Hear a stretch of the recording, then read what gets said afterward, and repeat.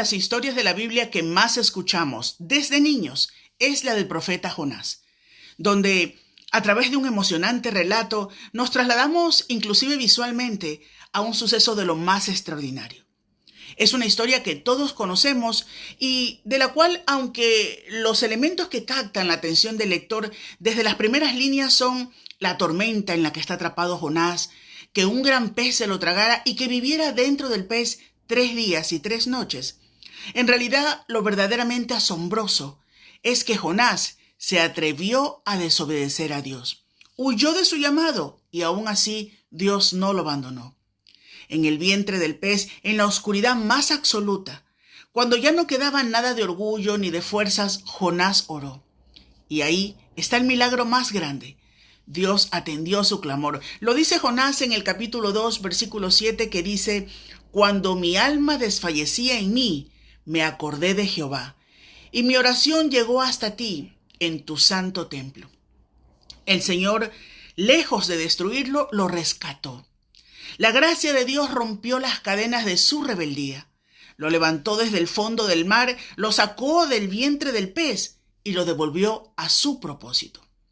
Ahora bien, aunque los escépticos, pretendiendo alejarnos del sentido literal de la historia, han argumentado que esta solo es un recurso creativo, una interpretación figurada como una parábola, una hipérbole o alguna otra figura retórica. Lo cierto es que la literalidad de esta historia bíblica nos llama a tomar el relato tal como está escrito, en su sentido directo, sin buscar simbolismos. Es leer el texto y atender lo que describe de forma explícita. Y si aún queda alguien que mantenga alguna duda sobre la veracidad de esta historia, sería importante que se paseara por los evangelios, donde nuestro Señor Jesucristo mismo es quien expone este relato. Ahora, entendiendo esto, nos preguntamos, ¿por qué alguien escogido, alguien capacitado por Dios, se niega a obedecer? ¿Qué había en el corazón de Jonás que lo llevó a huir? ¿Qué temores, prejuicios o heridas lo empujaron a desobedecer a Dios? La historia del profeta Jonás, de la cual existen incluso canciones infantiles, es algo a lo que haríamos muy bien al prestar toda nuestra atención. Porque aunque a nosotros no nos ha tragado ningún pez, todos hemos tenido momentos en los que hemos huido de lo que Dios nos pide. En lugar de mirar la historia de Jonás solo como un relato o centrarnos en criticar su actitud, podemos usarla como un espejo que nos muestra nuestros miedos, nuestras rebeldías y nuestra resistencia a obedecerlo al Señor. Si solo nos permitimos mirarnos en su historia, descubriremos a Dios mostrándonos su misericordia que siempre nos alcanza, incluso cuando intentamos escapar. A continuación, vamos a adentrarnos en la historia del profeta Jonás, en cuya enseñanza se revela un Dios paciente, compasivo y dispuesto a transformar nuestro corazón. Un Dios que tiene una fuente inagotable de misericordia para todos. Permanezca con nosotros y al final recuerde compartir este programa.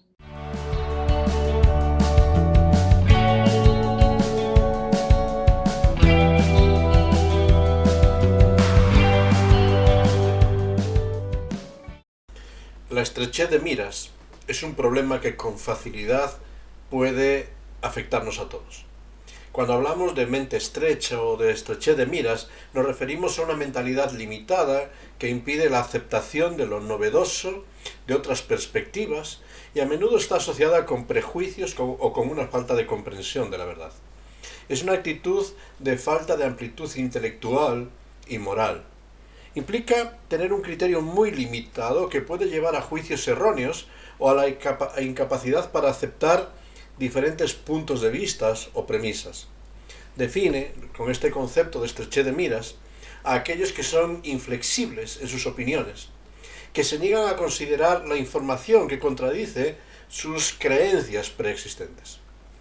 La causa de esta mente estrecha o esta mirada tan corta pueden ser los prejuicios personales, como hemos dicho. Prejuicios que surgen de formarse juicios sin un conocimiento adecuado, basándose en estereotipos, en generalizaciones o en lo aprendido de siempre. Otra causa puede ser la falta de interés. Nos hemos acomodado en una premisa y no tenemos interés en aprender de otros temas o culturas, lo que limita el crecimiento personal o el conocimiento del mundo en el cual nos toca vivir en cada momento. Quizás el rasgo más recurrente que podemos hablar en esta estrechez de miras es la imposición de ideas, la intolerancia. En ámbitos espirituales o filosóficos, esta mentalidad lleva generalmente a la imposición de creencias sobre otros, causando discordia, causando malentendidos, causando conflictos. Al final se generan todo tipo de conflictos interpersonales y se genera una falta de empatía hacia el que piensa diferente. Las personas que se cierran en una visión muy limitada pierden oportunidades valiosas de aprender y crecer, perpetuando para sí mismos la ignorancia, el fanatismo, rechazando cualquier información que no se alinee con sus creencias personales. Es importante, en un mundo donde a veces la mente es muy estrecha, cultivar una mente abierta, una mente receptiva, dispuesta a examinar y evaluar información de manera objetiva. Esto no solo enriquece nuestras vidas, sino que también fomenta ambientes de respeto, de comprensión, de intercambio de ideas.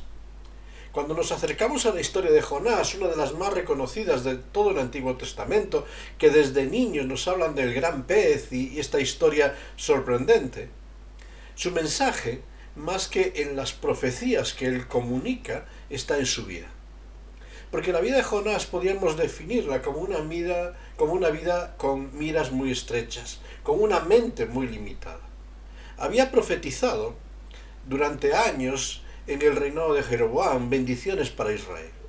Segundo el libro de Reyes, capítulo 14, versículos 25 al 27, nos dice que conforme a la palabra de Jehová Dios de Israel, la cual él había hablado por su siervo Jonás, hijo de Amitai, profeta que fue de Gat-Hefer. Porque Jehová miró la muy amarga aflicción de Israel, que no había siervo ni libre, ni quien diese ayuda a Israel. Y Jehová no había determinado raer el nombre de Israel de debajo del cielo.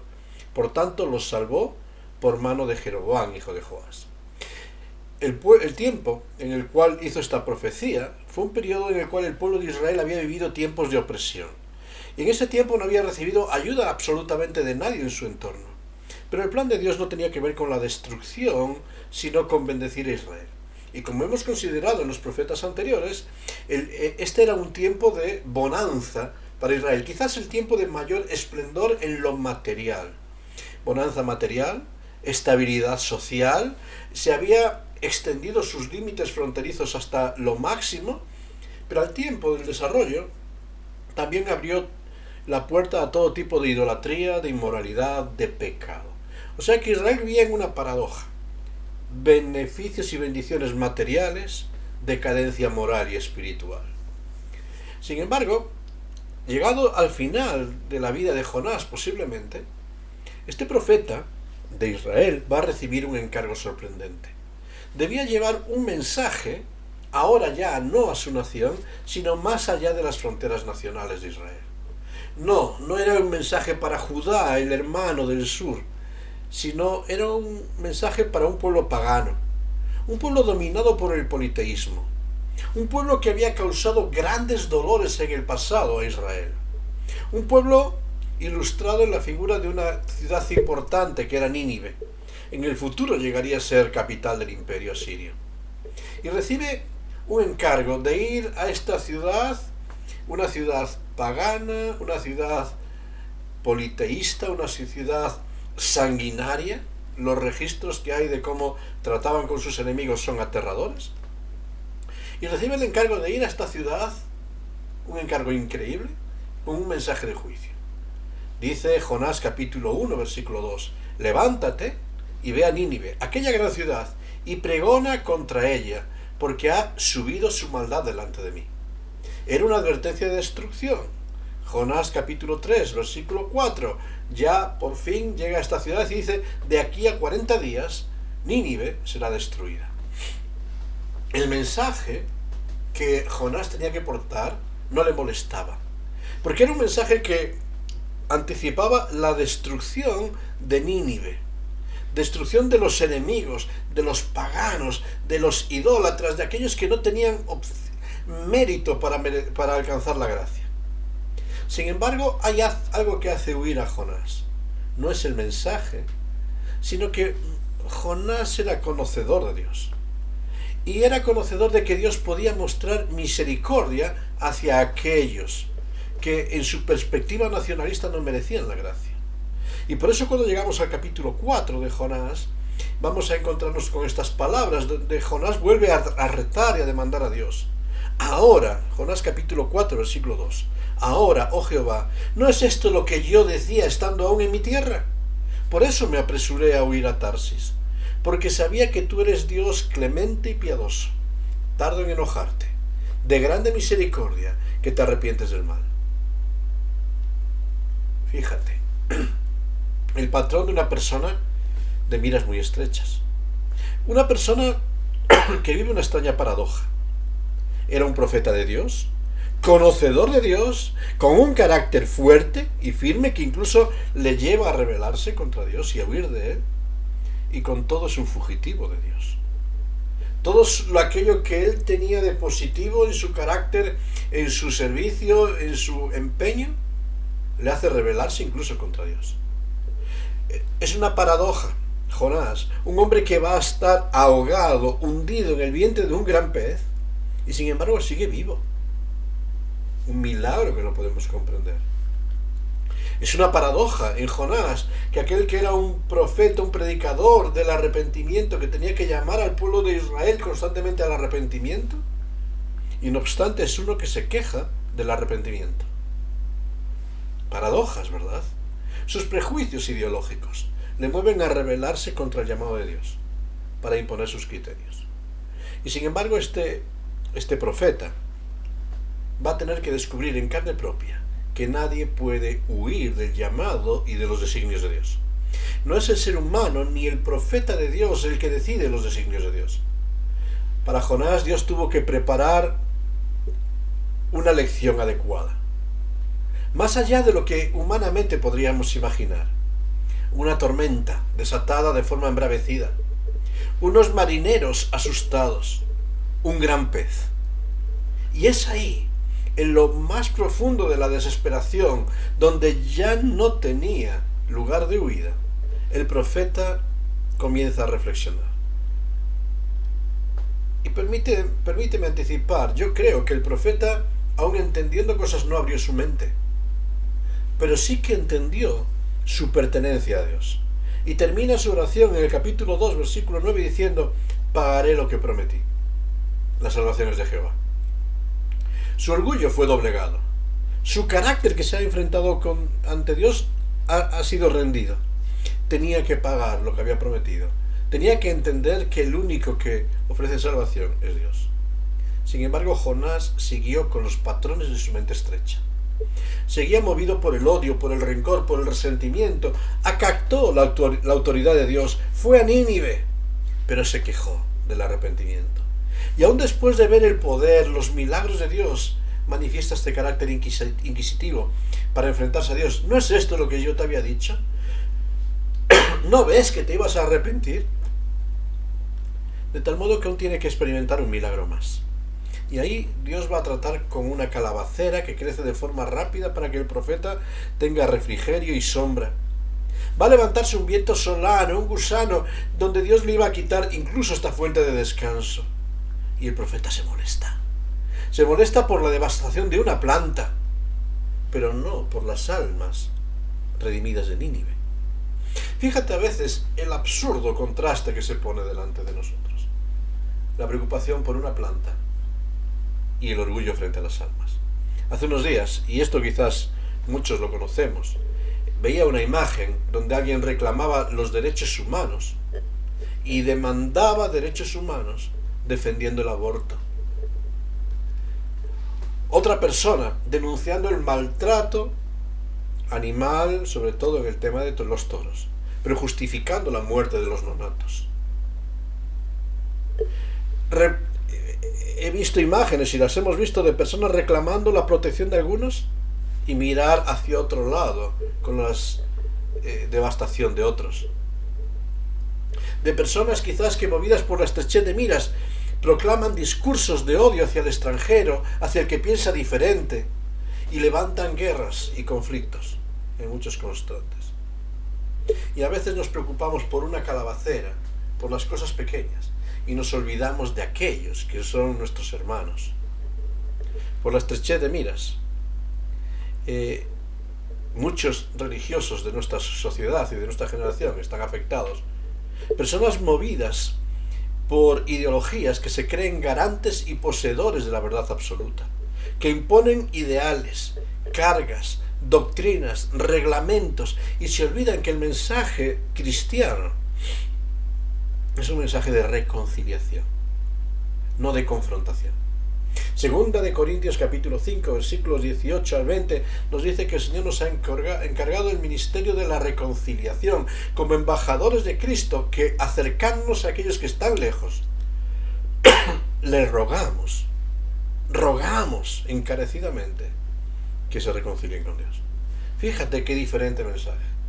No es un mensaje de rencor, de confrontación, de rechazo.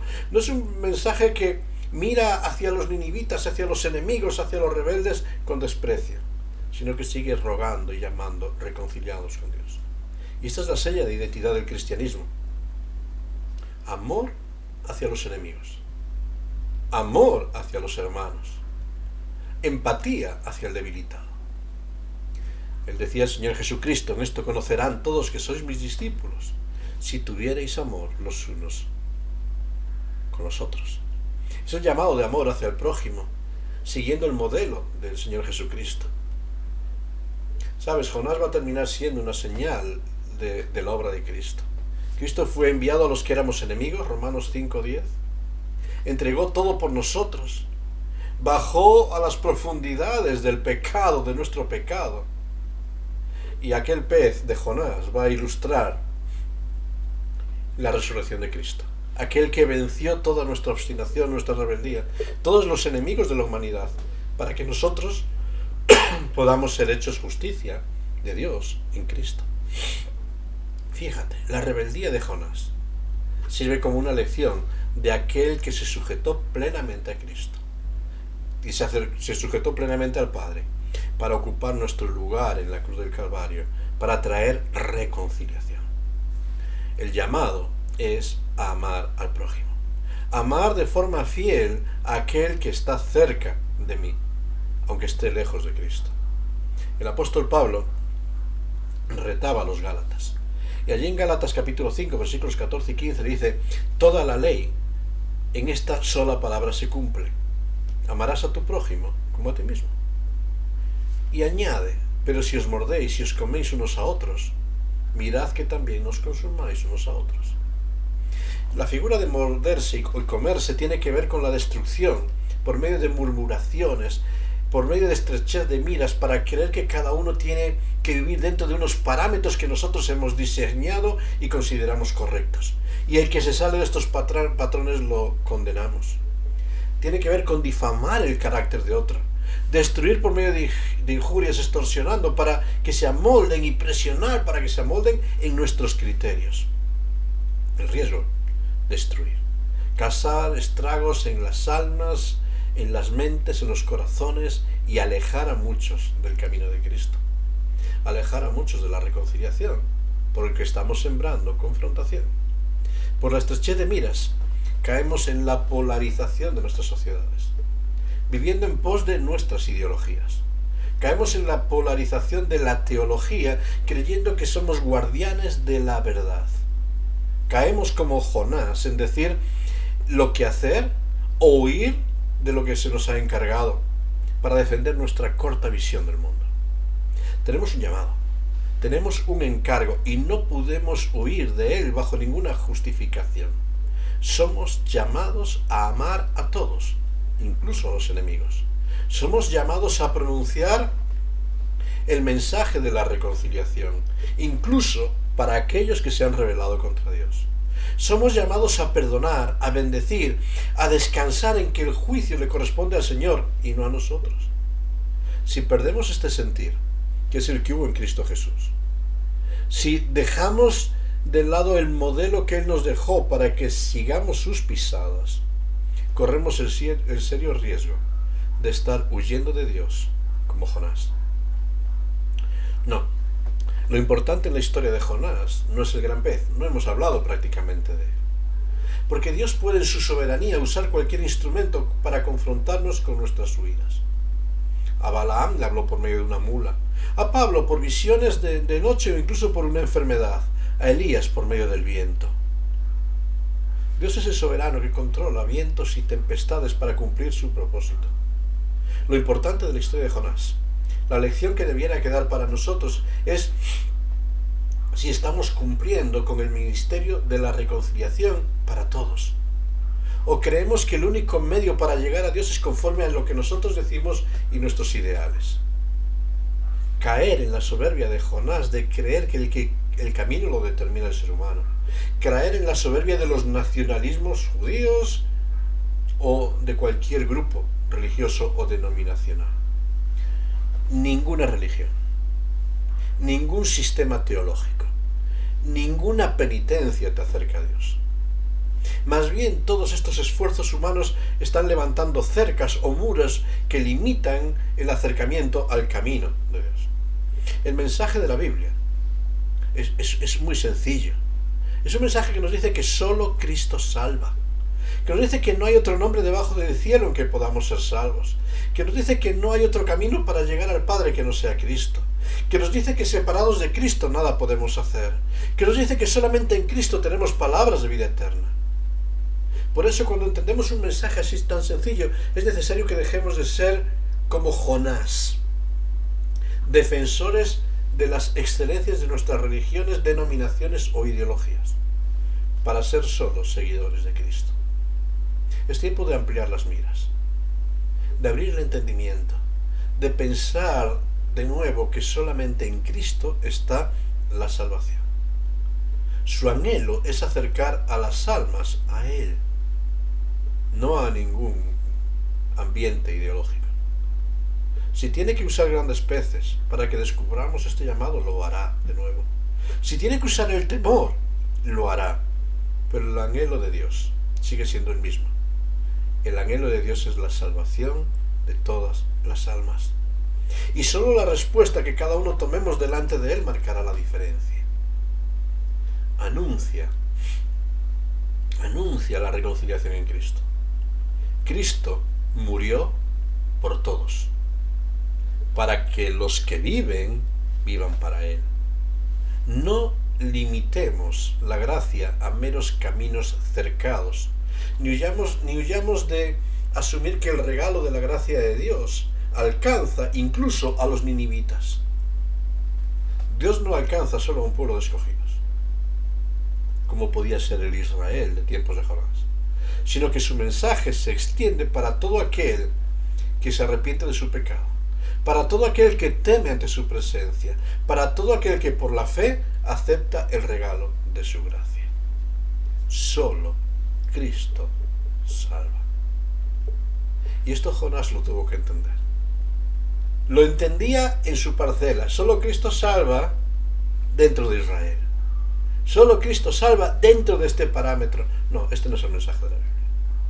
El poder de Cristo alcanza a todo hombre, a todo el que cree, a todo el que se entrega, no importa de dónde venga, no importa su pasado, no importa su historia. Lo que importa es oír, temer y arrepentirse. Y como Nínive se arrepintió, todo aquel que cree en Cristo vuelve a tener paz con Dios. Por eso dejemos de huir de un plan sencillo, dejemos de huir del propósito de Dios y volvamos a afinarnos en esta línea. La salvación le pertenece a Jehová. Que Dios te bendiga.